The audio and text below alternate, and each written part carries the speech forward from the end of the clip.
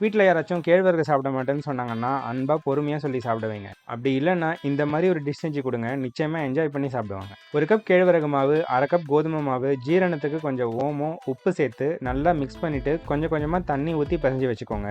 கோதுமை மாவு இல்லாமல் முழுசாக ராகிலேயே செய்யணும் நீங்கள் நினச்சிங்கன்னா ராகி நூடுல்ஸ் ரெசிபியோட லிங்க் மென்ஷன் பண்ணியிருக்கேன், அந்த மெத்தடில் மாவு பிசைஞ்சுக்கோங்க. இப்போ சப்பாத்தி மாதிரி திரட்டிட்டு பிடிச்ச ஷேப்பில் கட் பண்ணிக்கோங்க. உங்களுக்கு டைமும் பொறுமையும் இல்லைன்னா இந்த மாதிரி ரவுண்டாகவே போட்டுக்கோங்க.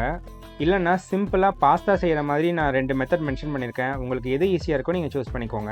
டேஸ்ட் மாற போகிறதில்ல, கொஞ்சம் வித்தியாசமாக செஞ்சால் என்ன மாதிரி குழந்தைங்க சாப்பிடுவாங்க, அவ்வளோதான். இப்போ தண்ணி நல்லா கொதிக்க வச்சுட்டு ஒன்று ஆட் பண்ணிக்கோங்க. ஒட்டாமல் இருக்கிறதுக்கு ஒரு ஸ்பூன் எண்ணெய் சேர்த்து 5 மினிட்ஸ் வேக வச்சுக்கோங்க. ஒரு பேனில் எண்ணெய் காய விட்டு 3/4 ஸ்பூன் கடுகு, உளுத்தம்பருப்பு, கடலைப்பருப்பு, சீரகம், கொஞ்சமாக கருவேப்பிலை கிள்ளி சேர்த்து கூடவே ஒரு மீடியம் சைஸ் வெங்காயம் ஆட் பண்ணி நல்லா வதக்கிக்கோங்க. பொடிசா நறுக்குன இஞ்சி பூண்டு கொஞ்சம் ஆட் பண்ணி மறுபடியும் மிக்ஸ் பண்ணிவிட்டு ஒரு பெரிய சைஸ் தக்காளி இப்போ ஆட் பண்ணி வதக்கி விட்டுட்டு ஒரு ஸ்பூன் குழம்பு மிளகாய்த்தூள், கொஞ்சம் உப்பு, 1/4 கப் தண்ணி ஆட் பண்ணி நல்லா மிக்ஸ் பண்ணிவிட்டு லைட்டாக கொதிக்க ஆரம்பிச்ச உடனே நம்ம வேக வச்ச ராகியை இதில் சேர்த்து நல்லா மிக்ஸ் பண்ணிக்கோங்க. கேழ்வரகுக்குன்னு தனியாக எதுவும் டேஸ்ட் இல்லை, அதனால கிரேவியோட ஃப்ளேவர் ஃபுல்லாக ஸ்ப்ரெட் ஆகிற மாதிரி மூடி போட்டு 5 மினிட்ஸ் லோ ஃப்ளேமில் வச்சுக்கலாம். ஃபைனலாக கட் பண்ண கொத்தமல்லி ஆட் பண்ணிவிட்டு மூடி போட்டு ஸ்டவ் ஆஃப் பண்ணிவிடுங்க. ஒரு 2 to 3 மினிட்ஸில் நம்ம டிஷ் ரெடி ஆகிடும். டேஸ்ட் தாறுமாறாக இருக்கும் அப்படின்லாம் போய் சொல்ல மாட்டேன், பட் டெஃபினட்டாக நல்லா இருக்கும். ட்ரை பண்ணி பார்த்துட்டு உங்கள் கமெண்ட்ஸை ஷேர் பண்ணுங்கள். பை.